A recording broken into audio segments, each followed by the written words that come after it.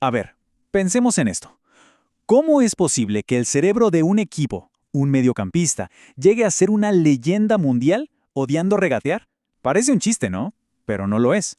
Esa es la historia de Carlos el Pibe Valderrama, un genio total que rompió todos los moldes.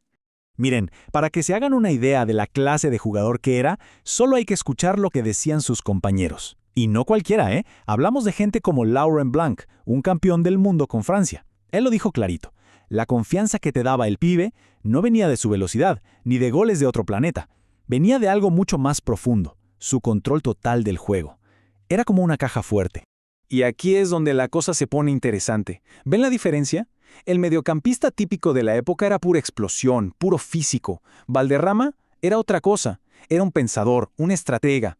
Para él, la cancha no era de pasto, era un tablero de ajedrez. Y él movía las piezas con una tranquilidad, con una precisión, que volvía locos a los rivales. Ok, entonces, ¿cuál era el truco? ¿Cómo es que dominaba la mitad de la cancha sin matarse a correr sin gambetear a nadie? Bueno, la respuesta está en una filosofía de juego que, la verdad, estaba muy adelantada a su época. A ver, mucho antes de que el mundo se volviera loco con el tiki-taka, Valderrama ya era un maestro absoluto del toque. Su lógica era simple pero genial. La pelota siempre va a ser más rápida que cualquier jugador. Su obsesión no era dejar tirado a un rival, no, era hacer que la pelota volara, que se moviera, que creara espacios de la nada. Era fútbol en su estado más puro, más inteligente. Y claro, no podemos hablar de Valderrama sin tocar dos cosas que son su sello, su apodo y esa melena inconfundible. Lo del pibe viene de una anécdota buenísima. El técnico del equipo de su papá era argentino, y cuando el joven Carlos no aparecía en las prácticas, el tipo preguntaba, «Che, ¿dónde está el pibe?» Y así se le quedó, para siempre. Igual que su pelo, que era sagrado. Sus compañeros dicen que le podían hacer cualquier broma, pero ay de aquel que se metiera con su afro.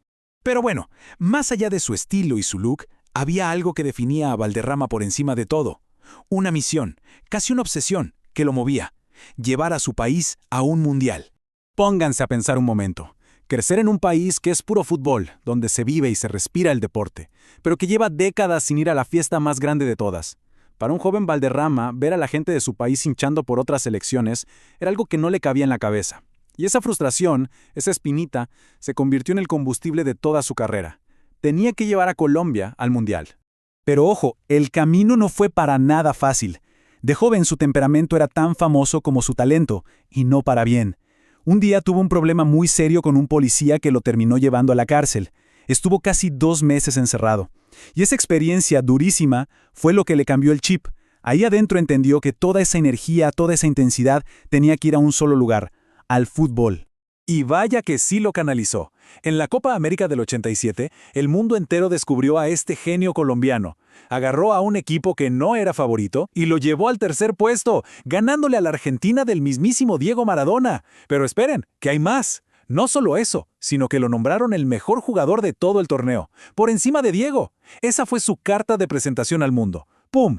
Como era de esperar, después de esa exhibición, Europa llamó a la puerta. Pero su aventura por allá sería, digamos, una auténtica montaña rusa. Hubo momentos de gloria total y otros de una frustración tremenda. La primera parada, Montpellier, en Francia, y ahí su carácter y su fútbol se iban a enfrentar a la prueba más difícil que había tenido hasta entonces. La historia es de película, de verdad. Resulta que el presidente del club lo ficha, pero sin preguntarle al técnico.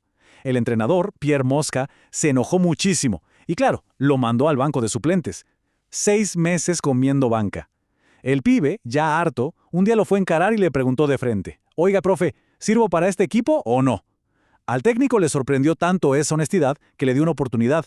Y bueno, el resto es historia. Valderrama se convirtió en el dueño del equipo y lo llevó a ganar la Copa de Francia, el primer gran título en la historia del Montpellier.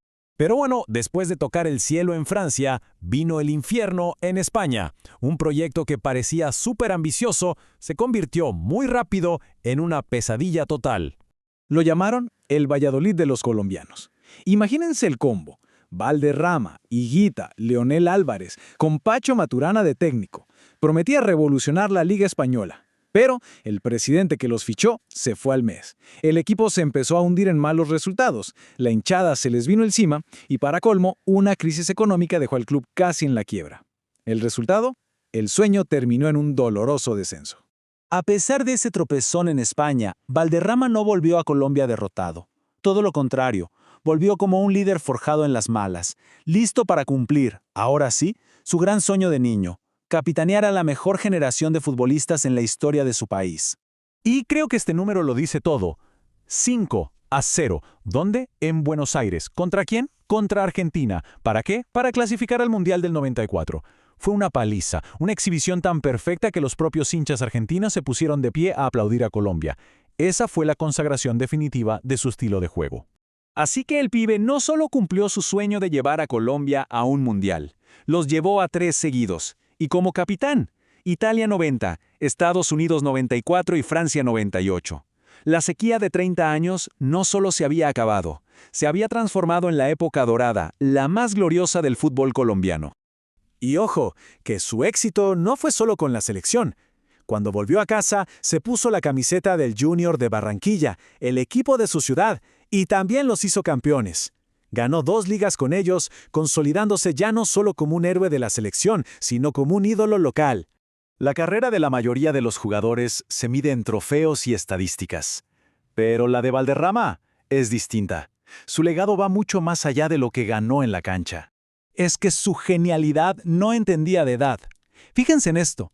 Con casi 40 años, se fue a jugar a la MLS en Estados Unidos y ¡pum!, metió 26 asistencias en una sola temporada. Es un récord que hasta el día de hoy nadie ha podido romper. Eso demuestra que su visión, su precisión, eran algo fuera del tiempo. Y si repasamos su carrera, la lista de reconocimientos es impresionante. 2 veces elegido el mejor jugador de Sudamérica, MVP en la MLS, campeón en Francia, campeón en Colombia, y por si fuera poco, la FIFA lo incluyó en su lista de los 100 mejores jugadores de la historia. Casi nada. Pero al final de todo, su verdadero trofeo no es de metal ni está en una vitrina. El mayor logro de Valderrama fue devolverle la ilusión a un país entero. Revivió el sueño futbolístico de Colombia e inspiró a una generación completa a jugar no por la fama o el dinero, sino por el puro amor a la pelota. Y todo esto nos deja con una pregunta, ¿no? En el fútbol de hoy, que es pura velocidad, pura potencia, puro físico, ¿habría lugar para un genio como el pibe? ¿Un cerebro puro podría no solo jugar, sino dominar? La respuesta, creo, dice mucho de lo que realmente buscamos y valoramos en el fútbol actual.